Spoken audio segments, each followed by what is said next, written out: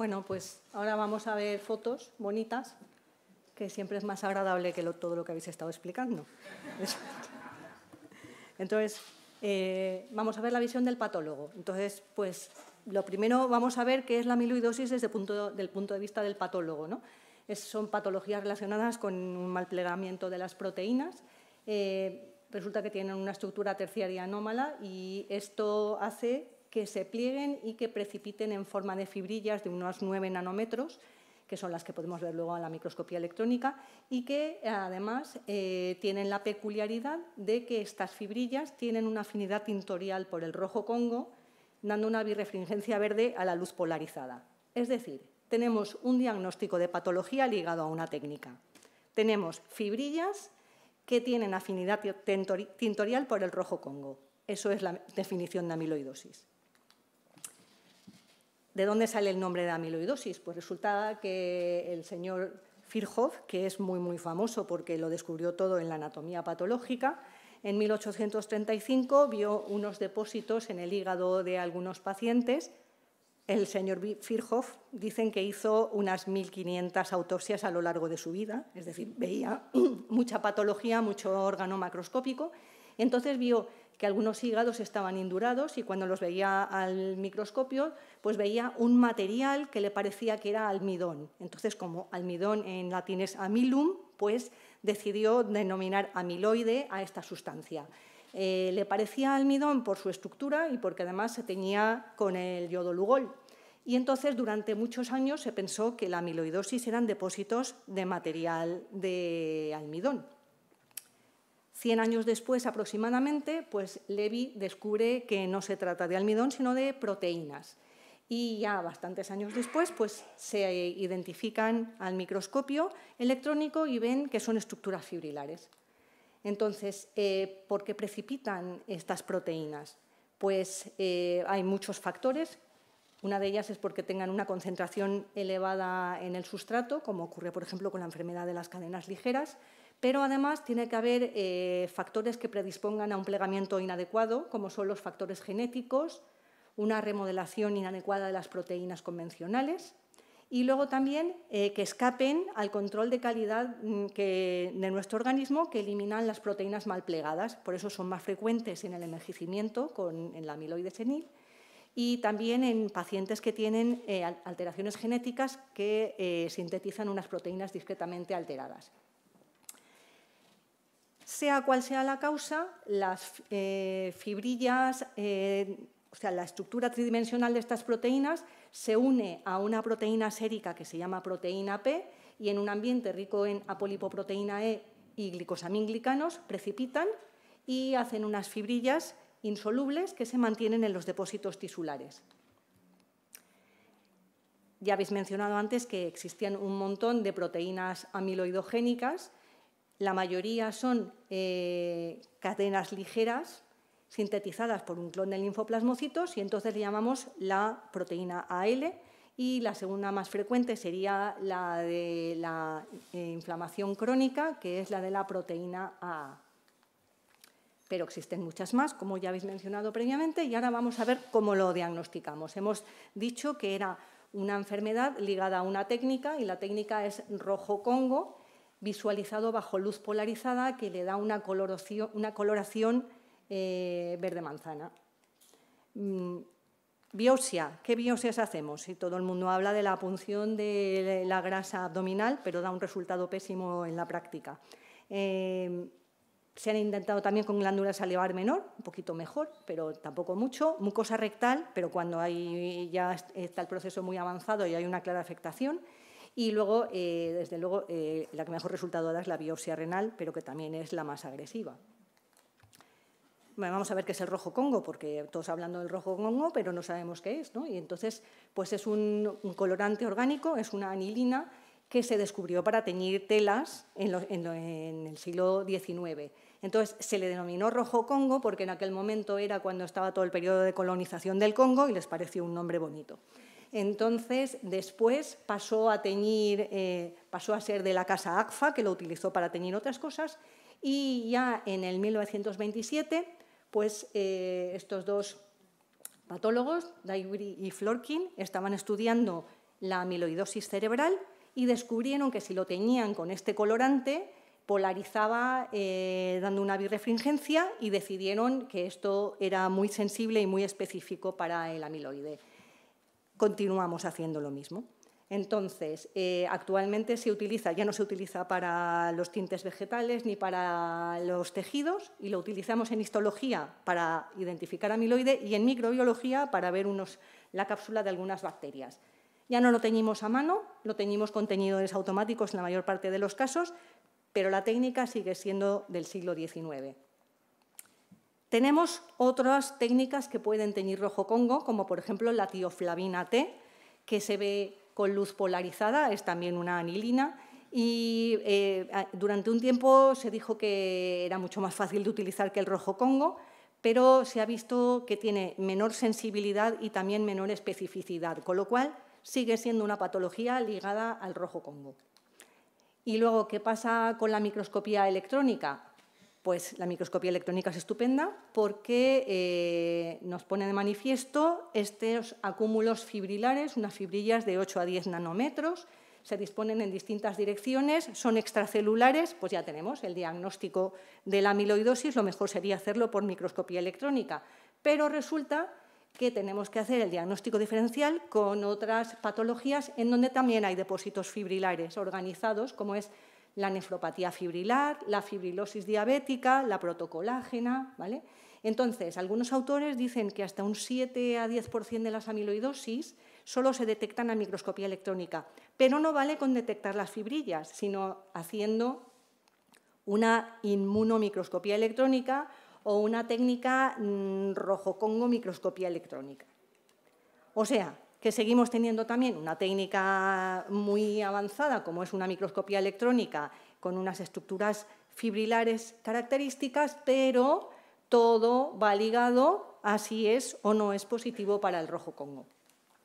Esta diapositiva ya la hemos visto antes, entonces vamos a ver cómo vemos los patólogos la amiloidosis. Sea del tipo que sea, vamos a tener una morfología similar.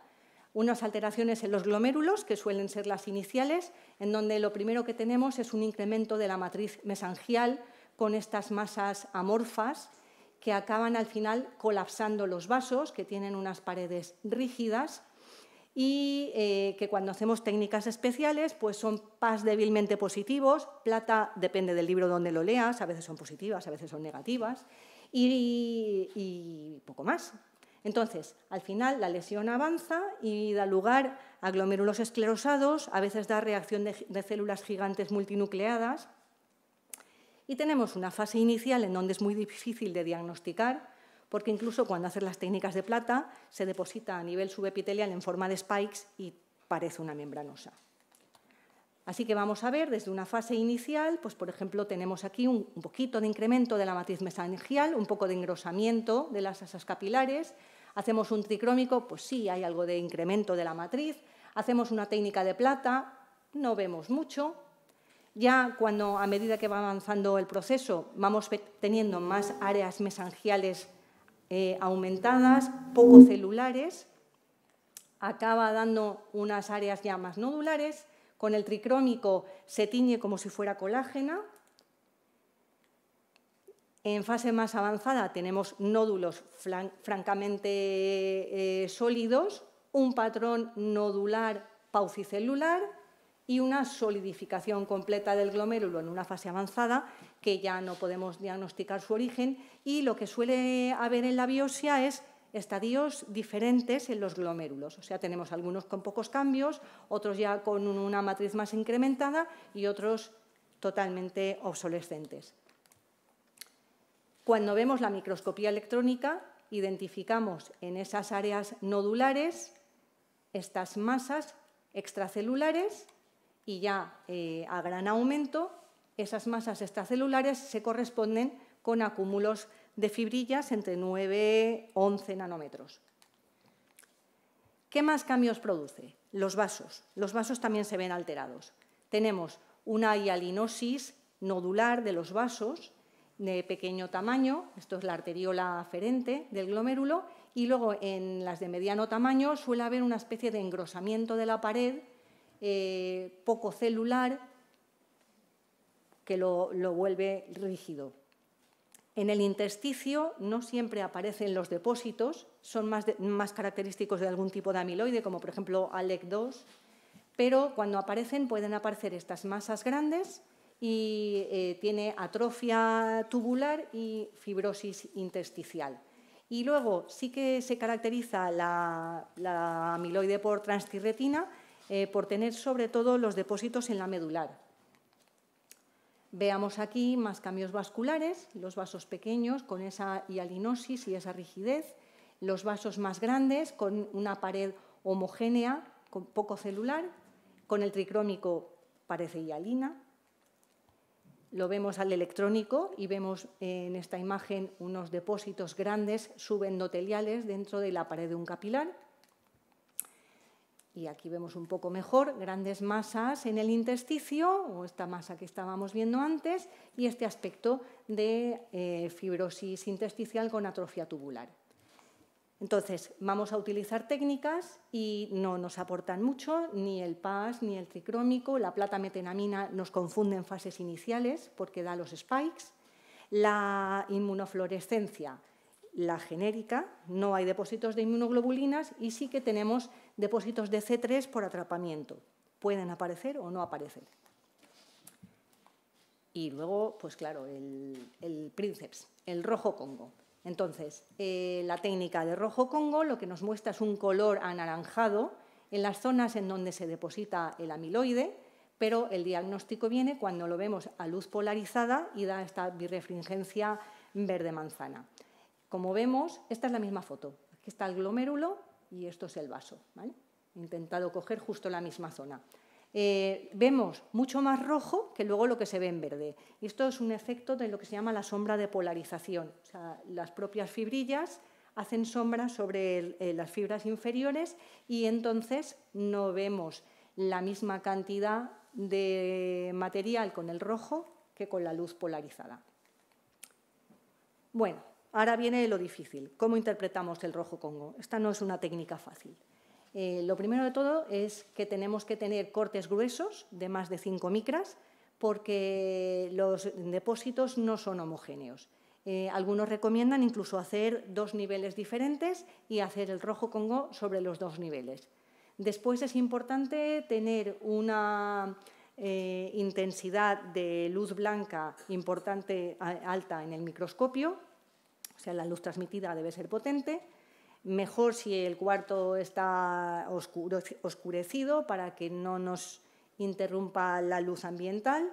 Pero tenemos el problema de que un exceso de tinción puede dar falsos positivos por birrefringencia. Después, el colágeno en sí da una refringencia blanco-verdoso que a veces confunde. Y luego tenemos los problemas de la sombra de polarización que hemos mencionado antes, y es que muchos de los depósitos pueden quedar ocultos por depósitos vecinos y por eso es importante lo de los niveles y lo de mover la lente de polarización en distintas direcciones. Nos podemos ayudar con la fluorescencia.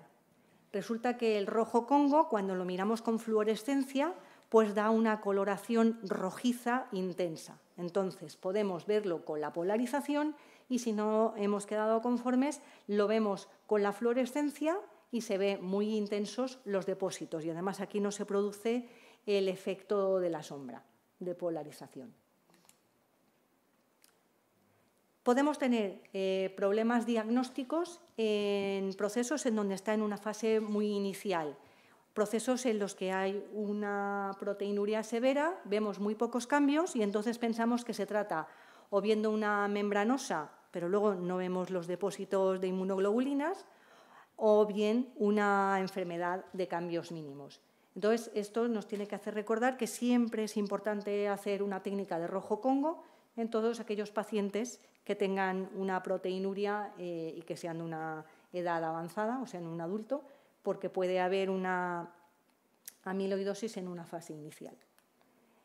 Después tenemos, al contrario, fases muy avanzadas que simulan una amiloidosis porque son patrones nodulares y que no corresponden para nada a una amiloidosis, como es el problema de la nefropatía fibrilar o la nefropatía diabética, o bien procesos de glomerulosclerosis segmentaria y focal avanzada. Entonces, aquí es importante hacer una buena técnica del rojo Congo y luego, pues muchas veces, aumentar las inmunos con proteína de NAJB9 para descartar la fibrilar, una buena inmunofluorescencia para descartar depósitos de cadenas ligeras, o poder añadirle microscopía electrónica a las muestras.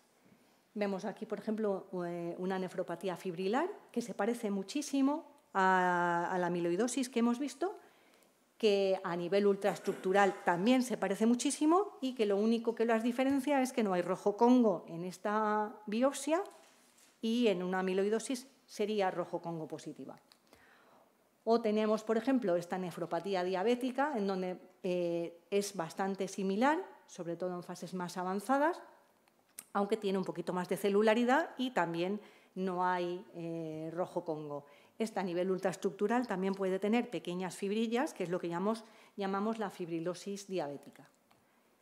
Vale, ya tenemos diagnosticado amiloidosis renal. ¿Qué más podemos hacer? Por un lado, podemos confirmar estos depósitos que hemos visto con el rojo Congo mediante una técnica inmunistoquímica para la proteína P. Hemos dicho que la proteína P era la base sobre la que precipitaban las fibrillas. Entonces, para cualquier tipo de amiloidosis habrá expresión de proteína P. Entonces, la proteína P es un anticuerpo que funciona bien por inmunistoquímica y podemos confirmar que este caso, por ejemplo, que tiene un rojo Congo verde manzana, pues tiene también muchos depósitos, tanto en vasos como en el glomérulo, de proteína P mediante inmunistoquímica. Y luego ya, recordando que tenemos diferentes tipos de amiloides, tenemos que tipificar el tipo de amiloide que es, porque ya hemos estado viendo que los tratamientos son muy diferentes. Hay dos que son mucho más disponibles en todos los centros, como es de identificar el amiloide de cadenas ligeras, o sea, el AL, y con eso tenemos casi el 90% de los casos diagnosticados, en donde tenemos que ver por inmunofluorescencia depósitos intensos de lambda sin que haya depósitos kappa. En el caso de que la inmunofluorescencia sea dudosa, podemos probar también con técnicas de inmunistoquímica para cadenas ligeras, pero los resultados son peores. Y luego podemos probar también con inmunofluorescencia sobre parafina, que con la técnica de la Pronasa, que parece que dará mejores resultados. Y luego amiloide A, que tenemos también un anticuerpo que funciona bastante bien por inmunistoquímica y nos identifica también pues, la segunda causa más frecuente de amiloidosis. Otros tipos de amiloide tendríamos que identificarlos con su anticuerpo específico y como son muy poco frecuentes y son muy numerosos los anticuerpos que hay, pues ya tendríamos que mandarlo a un centro más especializado. ¿Qué problemas nos plantea entonces el diagnóstico de la tipificación de la amiloidosis? Bueno, pues parece sencillo. Primero hacemos el rojo Congo, que nos ha salido positivo, luego hacemos la inmunofluorescencia, nos sale positiva, ya tenemos la AL. No nos sale positiva, pues hacemos la proteína A y si nos sale positiva, pues ya tenemos la amiloidosis AA. Pero la realidad es que la inmunofluorescencia muchas veces da resultados poco interpretables porque cuando hay proteinurias francas, pues hay atrapamiento por parte de los glomérulos de las cadenas ligeras. Entonces es difícil de saber si eso es un depósito real o es un atrapamiento. Pero es que resulta que por el mismo problema, también en riñones de proteinurias francas, a veces se deposita de forma inespecífica la inmunistoquímica para amiloide A. Con lo cual, a no ser que el resultado nos salga muy bien y que además todo cuadre con la clínica, la técnica inmunistoquímica y la inmunofluorescencia tiene bastantes problemas. Y el resto de anticuerpos no están disponibles en la mayor parte de los centros. Y entonces, ¿qué podemos hacer para mejorar nuestra fiabilidad diagnóstica? ¿Y por qué no nos pasamos a usar las técnicas del siglo XXI? Y así, ahora la doctora Terrades nos cuenta la siguiente parte.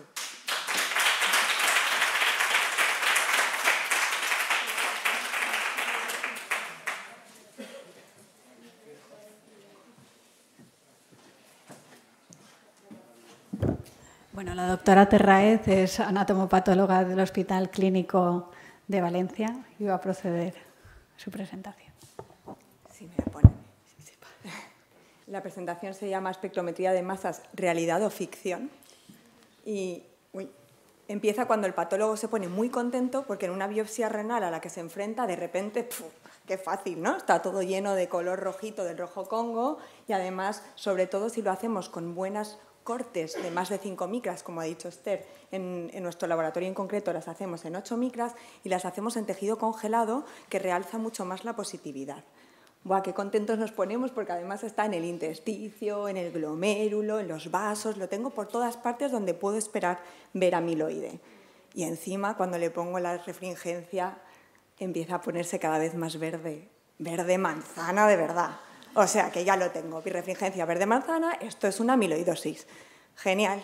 Y ya, ¿no? No. Tenemos que seguir, intentar ver, como ha dicho la doctora Teruel, como han explicado el doctor Todolí, qué es lo que se está depositando, porque va a variar nuestra actitud, va a variar qué tratamiento tenemos que elegir para este paciente, ¿no? Entonces, disponemos de un arsenal de armas inmunohistoquímicas, como ha comentado ya Esther, un arsenal que ha ido aumentando con los años, pero la realidad es que la gran mayoría de los laboratorios solo disponemos de un panel básico de inmunohistoquímica, que es el que tenéis a la izquierda, o sea, el de antes del 2002, y estamos ya en el 2023. Y hay algunos, como por ejemplo la polipoproteína, que ni siquiera están comercializados y que este equipo, por ejemplo, lo fabrica en su propio laboratorio, pero no todos tenemos la suerte de poder hacer esto. Este equipo, que con esta publicación tan importante en una de las revistas más potentes en anatomía patológica, estudian un total de 169 casos de amiloidosis y con todo su arsenal, que duplica y triplica el que tenemos los patólogos de a pie, consiguen diagnosticar hasta un 75% de los casos, pero se quedan sin filiar hasta un 25% de los mismos. Cierto es que un 13% era porque se trataba de depósitos combinados de distintos tipos de proteínas. Entonces, bueno, entendiendo que esto es medio diagnosticar, digamos que nos queda un 10% de amiloidosis donde no podemos averiguar ni con todo ese arsenal de inmunohistoquímica qué es lo que se está depositando.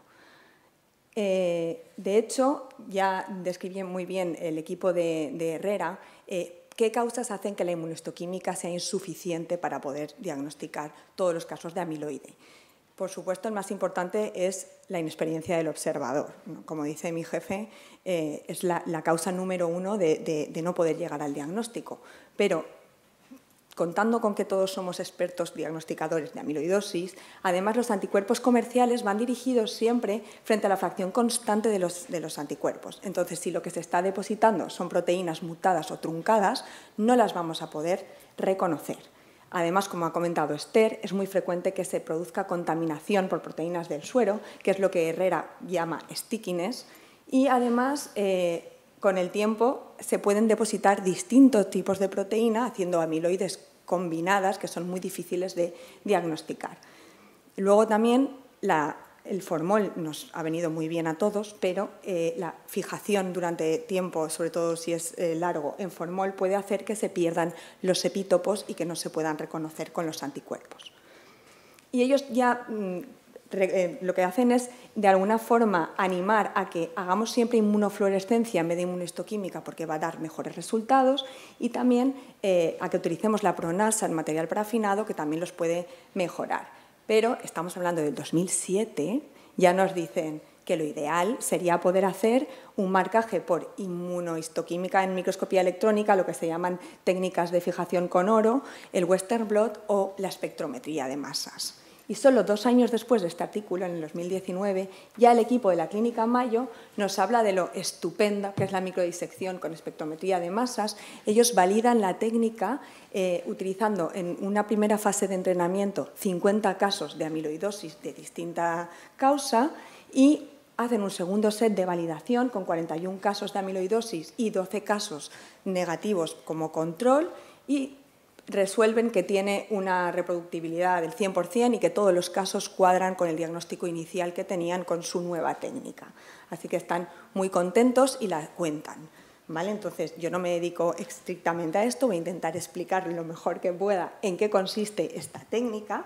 Entonces, consiste en que sobre una biopsia teñida con rojo Congo se encercla, se rodea la zona donde mayor cantidad de depósitos de amiloide hay con el rojo Congo y se microdisecciona. Se extrae, se quita este trocito del cristal y se pone en un medio líquido que tiene un montón de proteasas para digerirlo y convertirlo en un montón de pequeños péptidos. Estos pequeños péptidos después hay que ionizarlos para cargarlos positivamente porque se van a meter en el espectrómetro de masas, que lo que hace es marearlos para ver qué velocidad cogen y en función de esa carga y el peso que tienen, van a conseguir ponerlos en orden y después, por arte de magia, con una máquina que tiene distintos algoritmos, que son softwares, interpretando según el peso de todos los componentes y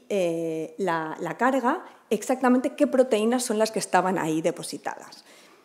Ellos lo cuentan como que nos imaginamos que tenemos un monedero con 20 euros, ¿no? Pero esos 20 euros pueden estar hechos de distintos tipos de monedas o billetes y monedas. Entonces, lo que hacemos es cortar los 20 euros por sitios que sabemos que se pueden cortar con las proteasas, de forma que la máquina lo que hace es identificar cuántas monedas de 20 céntimos, de 1 euro y cuántos billetes tenemos, y recomponiendo eso con los software es capaz de decir exactamente que son 20 euros, o sea, que es nuestra proteína la que estamos buscando. Así que en el 2020, en un estudio que tiene más de 16.000 muestras, consiguen identificar con fiabilidad mediante esta técnica 21 tipos distintos de amiloide. No los voy a explicar todos, sabéis que los más frecuentes ya los hemos nombrado y que es verdad que nos puede orientar la clínica y el órgano que está afecto a pensar qué tipo de amiloide es el que se puede estar depositando. Pero justamente todos los que estamos hoy aquí reunidos estamos muy preocupados por el riñón y fijaros que el riñón es el campeón de tipos de amiloide que se pueden depositar en él. Así que, recogiendo los casos que se han dado en nuestro hospital desde el 2015 hasta el 2022, porque antes no sé qué pasa, que no se diagnosticaba amiloidosis renal, hemos encontrado 17 casos. Con nuestro pobre arsenal inmunohistoquímico hemos conseguido diagnosticar en más del 50% un amiloide AL, que era lo esperable, ¿no? Estamos en los mismos porcentajes que en la clínica Mayo. En un 23% amiloide AA. Y en un 10% no lo tengo muy claro, porque no es ni AA ni AL, pero por la historia clínica, por el contexto del paciente, uno es seguramente por trastirretina y el otro parece una A, pero es que también tiene unos depósitos de lambda que no sé muy bien yo eso cómo interpretarlo. O sea, que tenemos un 10% de no lo tengo muy claro. Qué bien nos vendría aquí el espectrómetro de masas de la Clínica Mayo, ¿no? Así que pensamos, bueno, pues no somos la Clínica Mayo, pero vamos a hacer un proyecto colaborativo con la Unidad de Proteómica de la Facultad de Química de la Universidad de Valencia, a ver si entre unos y otros, poniendo nuestros granitos de arena, conseguimos avanzar un poquito más en este campo. Así que nos dedicamos a mandar una serie de casos que tuvieran gran cantidad de amiloide, para intentar validar esta técnica. Entonces, lo que hacemos es mandar una muestra y además mandamos una descripción muy detallada del caso, ¿no? Por ejemplo, el caso número 1 era un tiroides que describimos lo que incluye el corte, mucha grasa que se ve en blanco, proteínas de los folículos tiroideos que se ven rojizos, y además el amiloide, que se ve también de color rojo, pero alrededor de la grasa y de los folículos tiroideos. ¿Cómo se distribuye este amiloide? De manera intersticial parcheada. Y les adjuntamos una foto. Pero además, como no son patólogos, les decimos, ojo, lo blanco es grasa. Fijaros, lo que hay rosita dentro de los folículos, eso es tiroglobulina, eso no me lo contéis. Lo que me tenéis que contar es ese amiloide que está en rojito rodeando las células grasas. Se lo mandamos y este es el resultado que obtuvimos. Lo que vieron es que había un pico de 1550,7 kilodaltons, o no sé cómo es la medida exactamente, que lo que dice es que es la misma que se espera encontrar en la proteína AA. Luego lo que se está depositando en este órgano es proteína AA. Pero es que además, en vez de microdisección, ellos lo que hacen es combinar la técnica con una fotometría y entonces veis que en amarillo están los Dalton, están representadas las zonas donde se concentra la proteína de los kilodaltons de la AA. Y si se superpone con la imagen histológica, se ve que están localizados exactamente en el mismo sitio donde estaba la amiloide. Así que además comparan con otros tejidos para verificar, hacer un control negativo y ver que no es una falsa positividad, siendo todos los demás tejidos negativos. El caso número 2, por ejemplo, es un corazón procedente de una autopsia y describimos qué proteínas vemos. Pues vemos las proteínas de las fibras miocárdicas, que son las células que se ven de color rosa, y el amiloide, que son unas áreas rosas pero más claras y que carecen de núcleo. Y decimos, ¿cómo se distribuye el amiloide? Pues de forma parcheada. Mirad, aquí os lo enseñamos, para que los biólogos que realizan el trabajo o químicos sepan exactamente a qué nos referimos. La amiloide se ve en zonas más claritas, mientras que las células cardíacas son las zonas rojas que mantienen el núcleo de las células. Aquí se ve muy bien, las zonas más claritas es el depósito de amiloide, este material rosado amorfo, y las zonas que mantienen el núcleo son las células miocárdicas.